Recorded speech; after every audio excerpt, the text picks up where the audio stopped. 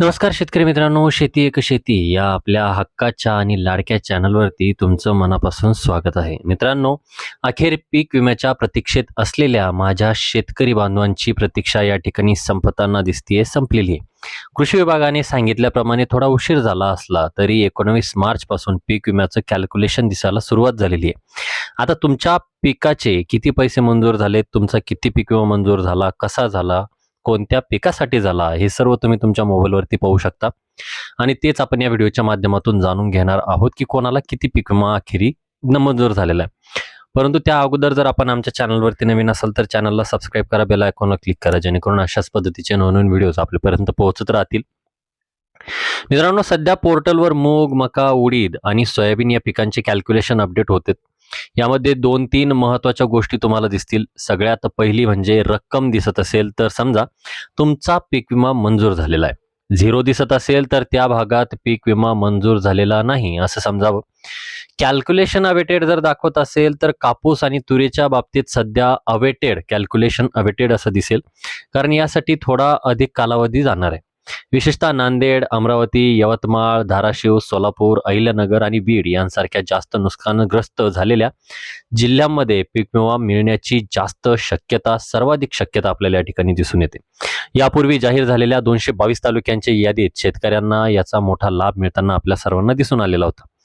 आता तुमचा पीक विमा मंजूर झालाय का हे कसं चेक करायचं, तर अगदी 2 मिनिटात तुम्ही ऑनलाईन पद्धतीने स्टेटस पाहू शकता. आता या ठिकाणी आपण बघू शकता, क्रोम या ब्राउझरवरती यायचे. ब्राउझरवरती आल्याच्या नंतर सर्च बारमध्ये PMFBY ही टाकायचंय. PMFBY हे सर्च करायचंय. सर्च केल्याच्या नंतर याला थोडंसं आपल्याला सर्च होऊ द्यायचंय. सर्च झाल्याच्या नंतर जे काही पहिली या ठिकाणी आपल्याला इंटरफेस दिसतोय, ही पहिली लिंक असेल. त्यानंतर फार्मर लॉग इन या टाईपची आपल्याला लिंक भेटेल, आपल्याला त्याच्यावरती क्लिक करायचंय. फार्मर लॉग इन वरती क्लिक केल्याच्या नंतर मित्रांनो आपल्याला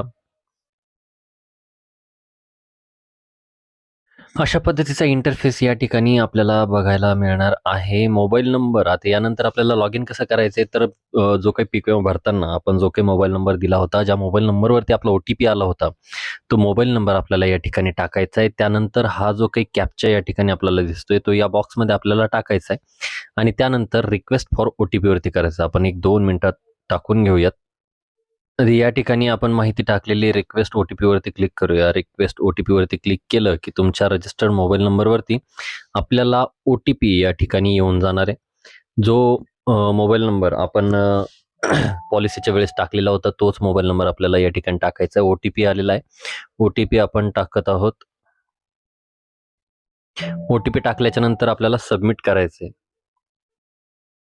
आपल्याला अशा पद्धतीचा इंटरफेस येणार आहे. यावरती आपल्याला ॲप्लिकेशनला क्लिक करायचं आहे. ॲप्लिकेशनला क्लिक केल्याच्या नंतर तुमची पूर्ण माहिती या ठिकाणी आपल्याला दिसणार आहे.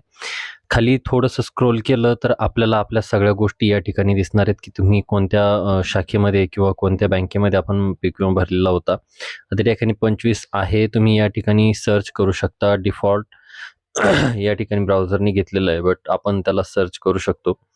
सर्च केल्याच्या नंतर या ठिकाणी मी रब्बी निवडलेलं आहे. आता या ठिकाणी आपण पाहू शकता की टोटल सम किती होती, एरिया किती कवर्ड होता आणि त्याच्यानंतर जो काही पीक विमा भरलेला आहे तर तो प्रीमियम किती होता. आता या ठिकाणी बँगामचं भरलेलं आहे.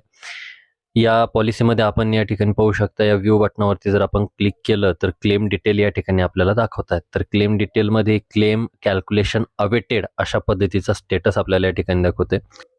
तुमच्या पॉलिसी नंबरवरून तुम्ही स्थिती तपासू शकता. त्याचबरोबर तुमच्याकडे जर पावती नसेल तर आपण आत्ताच बघितल्याप्रमाणे मोबाईल नंबर टाकून सुद्धा आपण या ठिकाणी बघू शकतो.